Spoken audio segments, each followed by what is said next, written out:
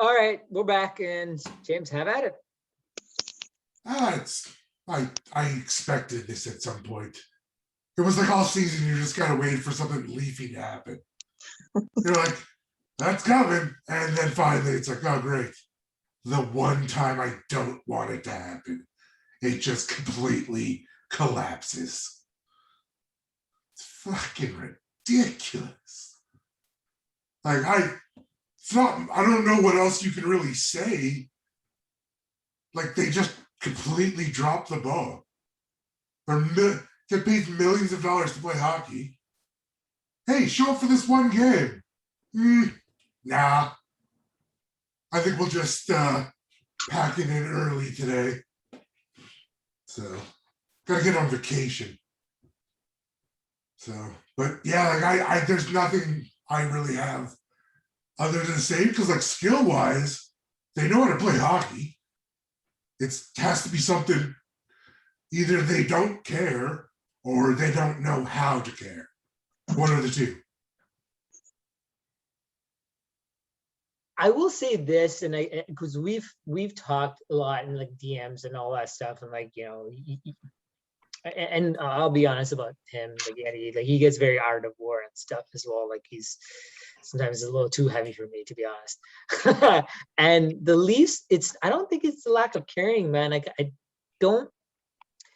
It's not like you know what, like it's hard to say that. No, it's hard to say you can put a group of 20 random people in that position and I think they will care. Like it's to tell me people who played hockey for their lifetime and are in the playoffs don't care, but that's one thing. Not caring is one thing, but I think the mental fortitude or the ability to be able to not cave is a very different thing from not caring.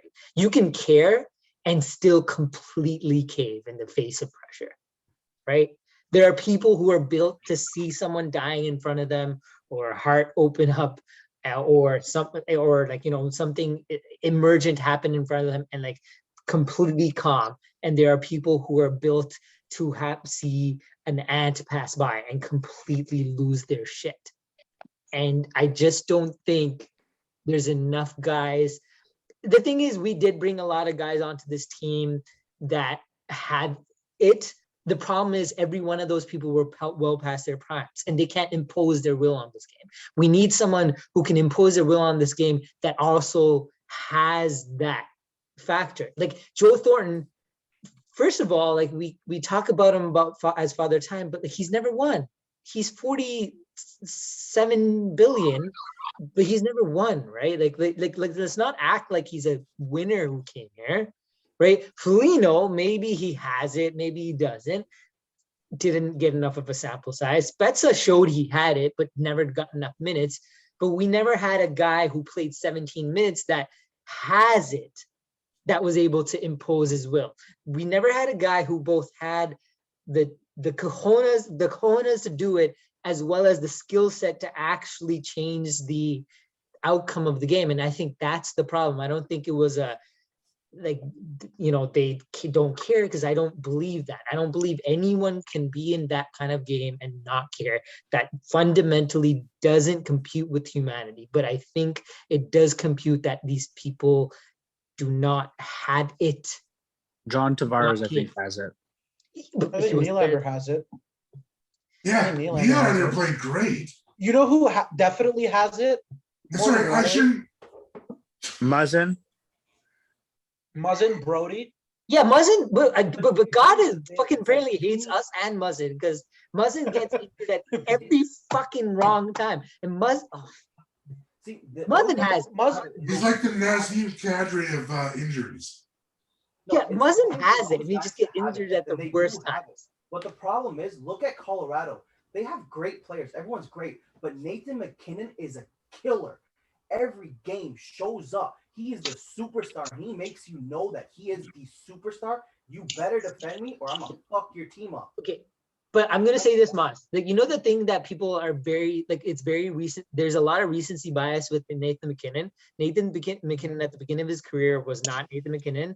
He signed, everyone likes to talk about his contract. He signed it because he was Billy Nylander before he became. But now we're 6 years into Matthews and 7 into Marner. And he actually went and got therapy because he had some issues, and then he figured it out. I think these guys need to figure it out Definitely too. took his Mentally, they time, don't that's for have sure. it. Okay, if you said the second year of Matthews Marner, sure. Third years of Matthews Marner, fine. Fourth year, fine. This is year 6 for Matthews, year 7 for Marner, 7 series clinching games, and combined, they have 1 goal and 3 assists. At some point, it's got to stop saying, give him time, give him time, give him time. You are there. You are a Rocket Richard winner. You finished top 5 in the league in points. It's over. Like, you don't get these comparisons anymore. You're wearing the most loved franchise in the entire league. Like, you have all the support, all the money, all the science, all the facilities in the world. This excuse just isn't there anymore. Like, you have to perform. You have to be a killer. The only, and again, like, I know, like, part of this, like, today, like, they didn't have it. Half of game 6 they didn't have it, but during game 6 I completely, and I will go to bat for this, and I have to defend my point in the sense that I openly said it.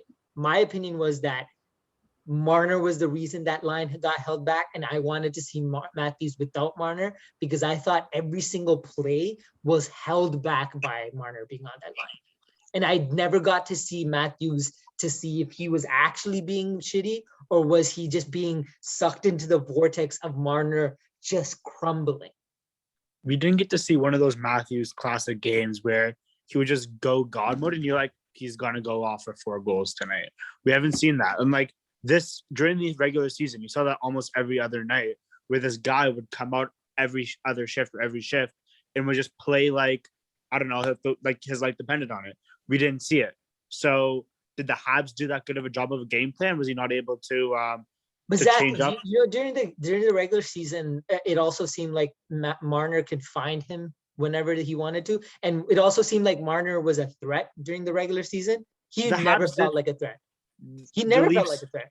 No, he didn't. The Leafs couldn't find a way to fix their matchup. They were set in their ways instead of doing the There thing was a that worked point in where all season. Matthews was breaking out Riley. Yeah, Yeah. Like that was a play again that goes back to a play I talked about in game 6. It felt like Matthews was the first guy back and he was breaking plays out, but he never got to be Matthews because he was in the fucking defensive end breaking plays out. But One thing okay, you know what? that Noah's not got. Hold on. Noah hasn't got the chance to go off. Let Noah go off first, and then Noah, like, get your shots in on Jihad. You got 3 minutes to, like. I just want to say one thing. I just want to say one thing about Colorado. The only difference between us and Colorado, except for Cale Makar, is the fact that their stars showed up in the playoffs, and 2 of ours were more concerned about where they were going to go golf next week. Yeah. All right. That's my whole point. Nathan McKinnon's a killer.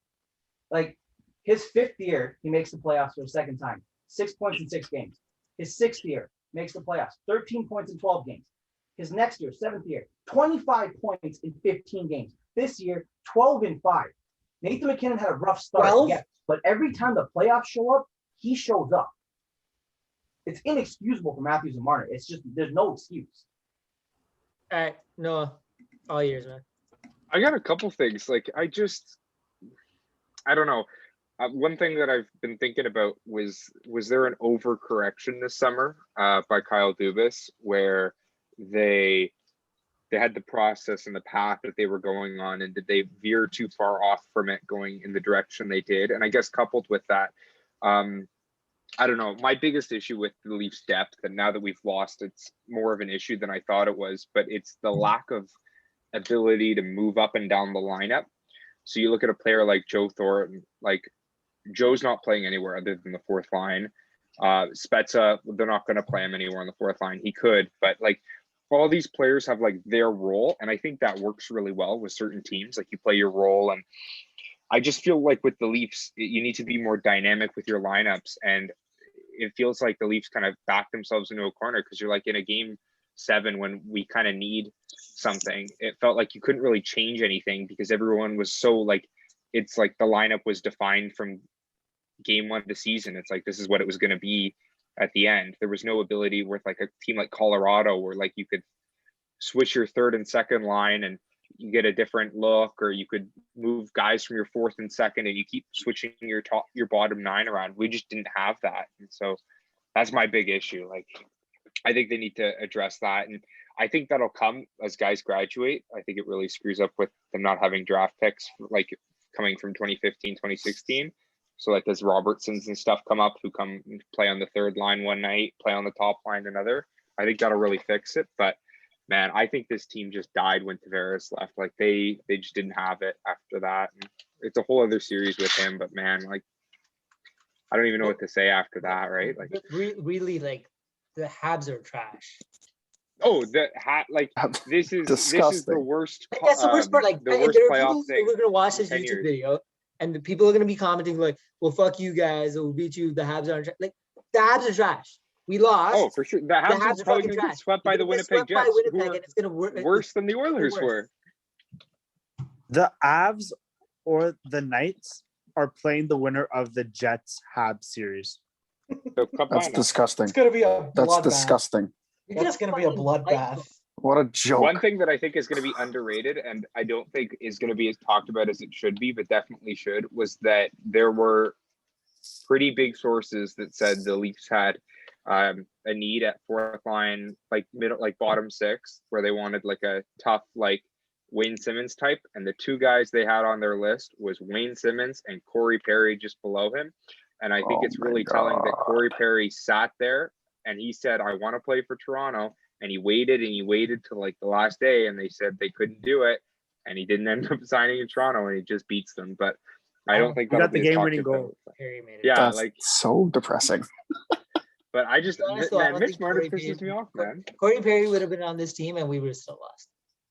Oh, for sure. Yeah, for sure. They would have had We Wayne wouldn't have Simmons. made a and fucking- they were the same It would thing. have not like this wasn't oh my god, like there was that one moment that we lost. This was where the fuck was Marner? This was why wasn't our Yeah. fucking Rocket Richard? Dude, I It would've given wasn't Marner that the the keys to Habs the won. city. It was that the Leafs lost. One thing you And the gotta give thing- credit to for the Habs, Nick Suzuki and Jesperi Kotkaniemi, I gotta say those two guys played very well this series.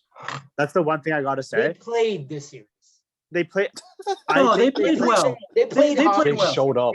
I They don't showed know. up. They showed up at times you need to Suzuki show up. played well, but everybody else played hockey. Kotkaniemi, hey.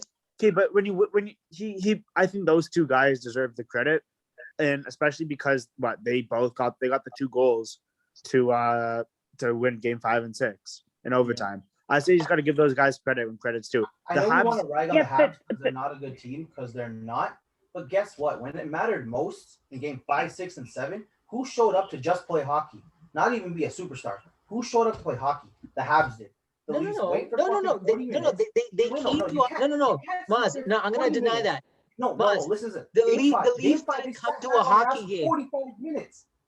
They sat back for 45 minutes, played the last 15, then fucked it up in overtime. Then the game after, they fucked around for 50 minutes, scored 2 goals in the last 10, then fucked it off in overtime because of another mistake. And then today, what did they do? Fuck all. Maz, if we added 8 more people to this call, we could have beaten the Leafs. That's what I say. No, I didn't say the Habs played extraordinary. I said they came to play hockey. The Leafs didn't play. Yeah, but that's a very low bar. And that's how bad the Leafs The have been. Buffalo, like someone else said in the last call, the Buffalo Sabres could have came in. But that's Gihan my said that. point. The Buffalo That's Sabres how could have came bad in. the Leafs have been, and that's inexcusable. Like But Jack something- Eichel could have Let's came play in hockey. with his net. When they were playing from behind, they decided to play hockey again, and they were fucking steamrolling Montreal. It's And something every in the, game, it's coming. We didn't start on time. We didn't start on time. That's the thing, It's right? The some- Leafs are a front-running team unless they're playing from behind. it's These are something the in best their team in heads. the league to play it, except when they don't have a lead. You know, like this is a team that has every single tool in their arsenal to be the best team possible, and they don't. And I don't know if that has anything to do with play or if it has to do anything between the ears. If it does have anything to do with what's between the ears, then Meg Popovich and Dr. Bork need to be fired into the sun. Did we just Because- confirm who those two people are? I'm a little confused about that. Are they the head of the Leafs?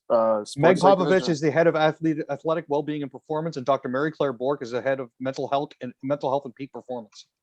Yeah, if it's If it's anything to do their with job that, to get They these guys have- ready, punt them into the They have moon. those roles in the organization. That's cool.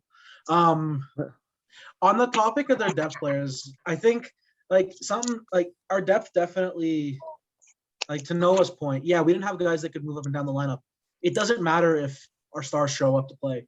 Like the reality is, with the roster constructed the way it is, with $40 million committed to 4 forwards, when you have that much money committed to guys, that's going to limit the way you construct the rest of your roster. They have to show up every single fucking night in the playoffs. The only reason they shouldn't be like showing up is if they're hurt. Like that's it. And Yeah. the reality is 2 of those 4 guys, did not show up. And it doesn't matter. Like, if you'd gotten Taylor Hall, all you would have done was sat on the bench and watched Mitch Marner piss away this playoff series. No matter, like, if you'd gotten anyone at the deadline, if you'd signed anyone, that, like, it doesn't matter as long as those guys aren't performing. And so, if the issue that you have is the way the depth was constructed, then you need to take a good hard look at the way this roster is built as a whole and make a decision on whether you want to move away from this big 4 or like 4 top paid forwards structure and maybe distribute the wealth a little bit more. And part of that is we're missing those cheap young players that come through your system that we would have had from the 2015, 2016 drafts that we're starting to see come through now. So instead of guys like Thornton or VC or Galchenyuk or any of these depth pickups we've made, you'd be having the Amarovs and the Robertsons and the Abramovs of the world starting to come in. And maybe that makes a difference to how that depth plays out. But like the way this roster is built, you need your depth is role players and your stars have to play well. And our stars didn't play well. So there's not much else that could be really said about that. Yeah, you know what's sad about growing old, guys? Like I'm like the only way I'm getting through this is I'm actually like fucking stressed buying shit on HomeDepot.ca right now while talking to you guys because I have no other way to fucking deal with this shit. I'm like, how many 2x4s? I'm gonna fucking Bro, you work on must my be- fucking deck this weekend because there's nothing else to do. If you got the money to buy 2x4s right now, maybe I was wrong, and maybe you are the richest man in the world. I'm sorry. No, I don't know. No. I'm not buying new lumber. I'm gonna make that deck look new again. That's all. Okay, that's it. Ain't no one trying to fucking buy lumber in this.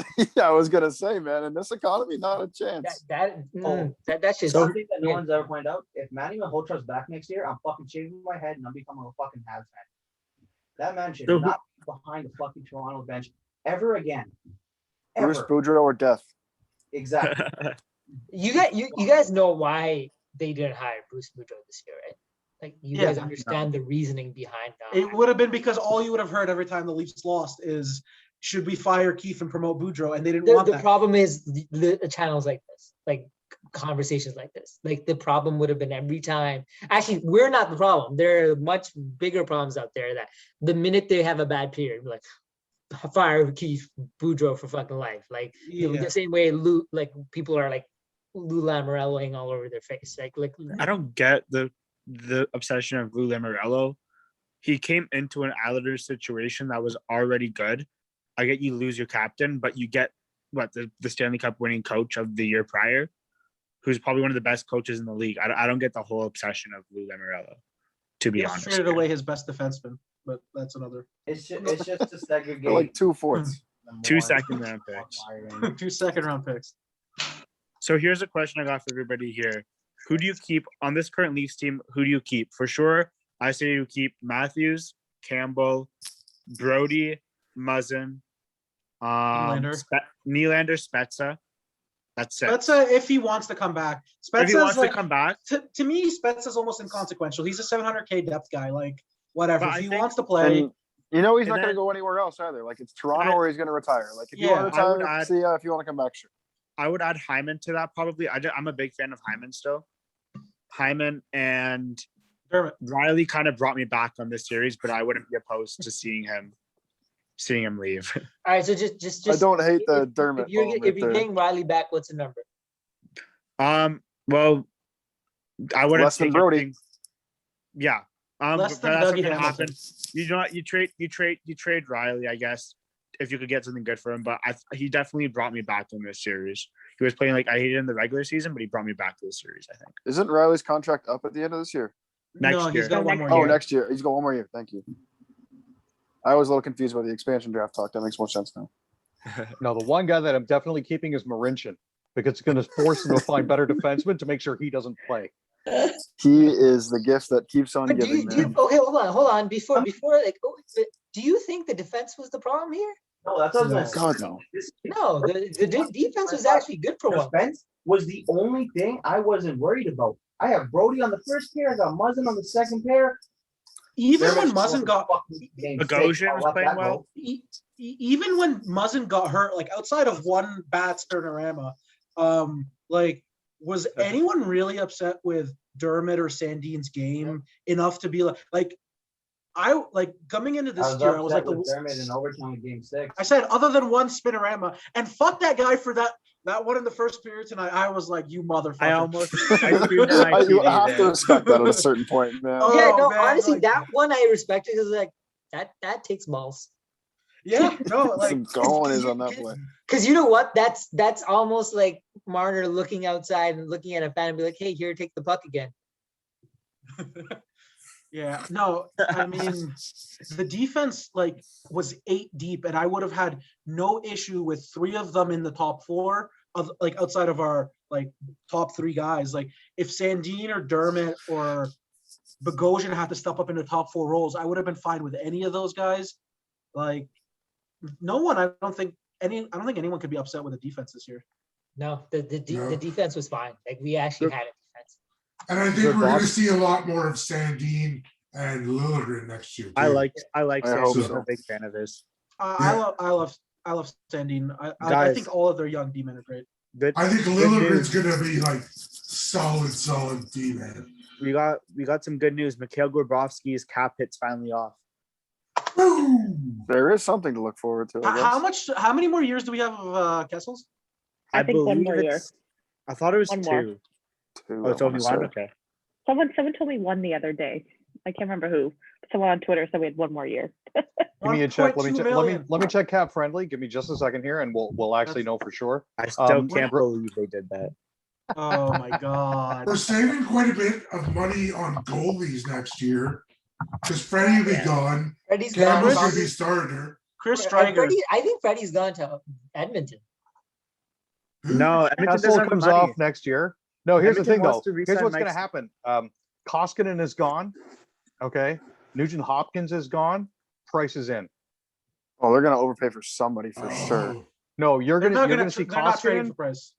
Yeah, I will bet you dollars to donuts, Jihad. I will bet you dollars to donuts and a nice shiny AR-15 when you get back from the States. That Price is going to be in Edmonton next year. There's no Actually, way. No way Montreal trades Price. No, I don't think so. did you see the like Bergevin basically Bergevin. kissing him like he was his son after that game? Like he was You like would. rubbing his neck and shit, man. Like there's no way he ever no. lets that guy Carey walk. Price for They would. I think they'd trade him if they had the chance. I just don't see Who someone. is it? stupid Who enough is to coming trade back from Edmonton then? Hey, him. That's what I don't see. It would have, Edmonton because if does- I'm Bergevin, it'd be like Draisaitl or McDavid were the only chips that I would consider moving Price for. And then I'd laugh at his Koskinen and Nugent Hopkins are going to come back to Montreal as part of a 3-way deal. no, And then but Koskinen Nugent and Hop- Nugent Hopkins are going to go south, and we're going to see another player coming back north. All right, well, Guaranteed it's okay. gonna be a 3-team deal. We'll do another Edmonton conversation afterwards, but back to the Leafs. If Does you anyone had- want to talk about the Leafs? Always. We were just off of them, man. Let me just keep punching myself in the balls. No, Let's go, like, boys. well, fuck this shit. Like, well, hey, you No, guys. I'm- No, No, you I chose know. this life. None of this was thrust upon you. You could I be know. that It was douchebag thrust in upon your me. friend I group. didn't choose it. Excuse I could have you. I cheered. didn't choose it. I will mute Excuse you, you. Marky. I did I not have the choose ability. this. I I did just not mute- choose this. My I just parents muted had to you. go to work. My parents had to go to work, and they left me at your fucking house, and you fucking Correct. forced me into it. I can vouch for that. I could have cheered for the Atlanta Thrashers, and it would have been less painful than this shit. Bro, I am patching over to the Canes. I already got my bunch of jerks T-shirt. Let's go. No, man, fuck Like- the Kings are talking that much shit, man. Fuck them too. I love No. Reimer. I still like Jake Gardner, man. I'm in on that. No, I will say this. Cheering for Buffalo is less painful than cheering for the Leafs. Because at least you know what you get with Buffalo. Yeah, like you can't be upset if you order a shit sandwich and you're served a shit sandwich. You're like, well, maybe I shouldn't have ordered a shit sandwich. Yeah, but When you order a steak and you get served whatever that was for the last 7 games, then you have like feelings of sadness. Like Is it even sadness anymore? It's like what? It's Emptiness. resignation. yeah, that's a good point. It's sadness, It's not depressing. resignation, resentment, anger, like hatred. I've watched a lot of Leaf games, and like there's some Leaf games where like they're losing, someone scored a 7-0 goal, and then we score a goal, and I'm like, oh yay! When Nylander scored that 3-1 goal, I didn't blink, I didn't make a face gesture. I was just like, Can I be honest? Can I be honest? I turned off that game before the 3-0 goal went in. How much time was left on the clock when he scored? a minute 36. Yeah. So in just enough, if you still believe, to give you a little hope. No. He scored, and I'm like, at least Price didn't get a shutout. Cool. Yeah, I was the same way. But guys, hey, at least the Oilers got swept. Let's laugh at that. I would have rather gotten swept. At least that's less I- painful. It's like, oh shit, we're just dog shit from the start. I would have rather gotten swept than lose game 1, lose Tavares, wins game 2, No, 3, and lose 4 Tavares each that game, way. and then win each game more convincing than the last, and then not show up for half of game 5, not show up for 55 minutes of game 6, and then whatever the fuck that was in game 7. Like, I would have rather gotten swept and goalied out of the building in 4 games. That would have been less painful. It And would see, have somebody been already less- mentioned that too. That's what the Maple Leafs are really great at, is selling hope. Mhm. And every year they sell us hope. There's that chance. I feel like Jim Carrey in fucking Dumb and Dumber every single. So you're saying there's a chance? But do they And sell us every hope? Or year, do we man. sell ourselves hope? See, right That's now, what I was gonna say. season, I don't give a fuck. Do I'm they not sell us watching. hope though? Or Trying to are be we overly. I feel like I we try to be can overly Right optimistic. now, like, I don't give a fuck about next season. I'm not watching a game, but I know my dumbass is gonna be falling the offseason. Then fucking preseason starts, and everyone's like, "Ooh, look at Matthews, looks so good." I'm like, And then game 1 starts, and I'm gonna be fucking watching all 82. Dude, we're gonna trade Marner for Eichel, and I will buy an Eichel jersey, and I'll be right there day 1.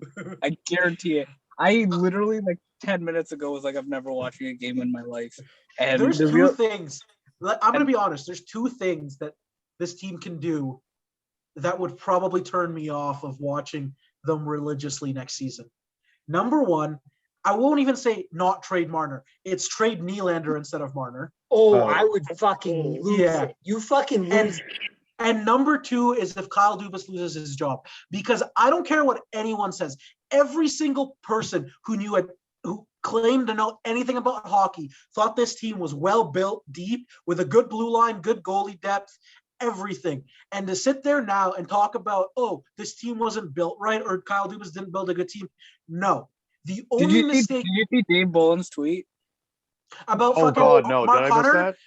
He was like, Dave oh, we Hunter. should have kept Mark Hunter. You mean the guy that wanted to draft Mitch Marner? That guy? The guy who wanted to draft the guy who didn't show up this whole series? Fuck, I would have rather had Noah Hannafin than I would Mitch take Marner. Noah Hannafin right now. Yeah, 100%. Guys, Would've I taken think we Jacob just gotta Russ. sign David Ayers in the offseason. Dave Bolin can go fuck himself. He's just fucking salty. We never fucking want him, and we threw him to a fucking island. He can go fucking suck one. I don't give a fuck. Like, But highlight of your career was fucking one playoff game in fucking Chicago. Other than that, you were just a fucking tool. We overpaid you, and we still thought you were dog shit and fucking shipped you off. I don't know why the fuck he's speaking. No one gives a fuck about him anymore. It's the same thing when fucking, what's that dumbass's name? Brandon Pruss, whenever he fucking speaks. Shut up. You're just salty because you got a fucking play out contract and you didn't even get on the fucking team. I don't want to hear this shit from fucking Dave Bolin and Brandon Pruss and all these fuckers. Oh my god. but yeah, Great. no, like those are the two things. Those are the two things that would completely turn me off of like watching this team or following it religiously The one thing that would definitely get me 100%, 150% back on board. Moz rolls his eyes, but I'm not going where you think I'm going. It's getting Dougie Hamilton. Like I do think you need a number one guy from the right side. I think. At what cost are you getting Dougie though? It's like, what do you send back? Mitch Marner. Mitch Marner. That's my question. That goes back to the question of, was the D the problem though? No, but make it so that it's part of the solution. Because the thing is like this team is good to play defense. Like they play great defense, but other than really Riley, who's a major offensive threat on that blue line? Come Sandine, on. hopefully. But I think next year you're not telling me your boy Dermott and Sandine aren't threats. Like, come on. It's not even that though, Gauch. I think. Listen, I'm as big of a Dermott fan as anyone, and I will say he is not an offensive threat. No, but I think that which is why he's getting more chances. We can't get another guy. Sorry, go ahead. I don't even think it's that. Like, I don't think it's the fact that Dermott or Sandini are going to step up or whatever. This team is built so that we don't need that much offense from the defense. Like, exactly. That shouldn't be the requirement. But the thing is, so if maybe we are going to get Dougie, then Mitch needs to go. That's agreed. Agreed. 100% agreed. Mitch needs to go. But that's the thing, is maybe we need different ways. People keep talking about depth scoring and how we can get our other forward lines to score. I think maybe we just need other ways to score. Like, we need to be able to generate more offense from our blue line when our forwards can't get it done, to open up. You know what other ways to score are? Scoring. The Leafs need guys who get greasy goals. The thing is, though, like, going after a defenseman as the other way to score. But Montreal's whole thing was that they got a lot of offense from their blue line, and then they didn't, but they still scored enough to beat us. So Montreal won one game where they scored more than 4 goals, scored four goals or more. The defense isn't a problem. That's more of us. The defense isn't a problem. Than them. You gotta get a guy. I just like Dougie Hamilton, and I want him on this team. Okay. The way this team is built with John Tavares, Austin Matthews, Mitch Marner, and Nylander, you don't even need Riley back there to provide you offense. Stop including Marner in that. Yeah, he's not. He is in a second tier. On that topic, I would 100%, if Calgary is willing to do it, I would trade him for Matthew Tkachuk easily. Absolutely. Like, not even a chance. See, and if I could get that's a change. And if I could somehow fleece them and get Andrew Mangiapane with him, partially because honestly, I hate Mangiapane for some reason. I don't know if it's his name or something, but that probably means he's good. Tkachuk, but he's that rat that if he's on my team, I would have like 7 jerseys of him. You know which team I'm going to look at now for a trade? Tampa Bay. They don't have any cap right now. But they're paying $20 million over right now. Yeah. Hey man, until they figure out how to be $40 million cap. Let's not lie here. Blake Coleman's a free agent. I think he'd be a good pickup for this team. He's a guy who can play up and down. No free agent's going to want to come to Toronto after the shit show. You never. Money talks, but Toronto doesn't have money. Yeah, they do. Once they trade Martin, they're gonna have plenty of cap space. I don't know. I just feel like, I don't feel like we were like a Blake Coleman away from winning a game. I think we were just. This is a mental thing. This is 100% like I feel like we're talking like this is like a team. Like, we're saying that Dubas built a good enough team, but then we're trying to fix parts of the team. Well, reality is parts of the mental thing. So like, you know what? I'm going to interrupt you guys. Sorry, Raza, go, and then I'm going to tell you guys something that you probably don't understand because you're. I think my thing is, I don't think that offense or defense or goaltending is a problem anymore. Like, this is mental. Like, we don't have people with what I tweeted it out, and Jihad actually DM'd me about it. Like, nobody on this team has killer instinct, right?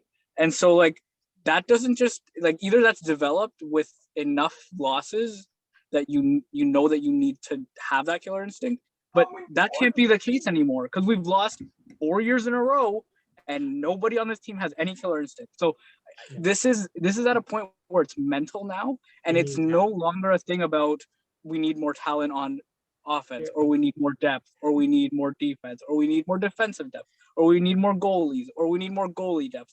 This is not about positions anymore. It's about mentality and the type of players that we bring in. If we're going to bring players in, they need to be winners. They need to be winners at the NHL level that can and that are not at the end of their careers. Because like Joe Thornton made a Stanley Cup final, but we brought him in when he could no longer take a pass or skate up the ice. And like I think we need to bring winners in, and winners that are like in the peak of their careers. It's like literally we the end of the last video. Unreal, All man. right, guys. We're yeah. all right. So I'm about to. Okay. We're gonna do one last video. I'm gonna send you guys a link again. I'm sorry, I don't have that kind of money, that Zoom money, but I'm Next gonna season. fucking send you another fucking link. All right. Fuck you guys. I don't have Maple Leaf money either. All right. All right. Well, we'll ride this one out. That was a good one. Fuck my life. Actually, you know what? I'm just gonna end this. I don't.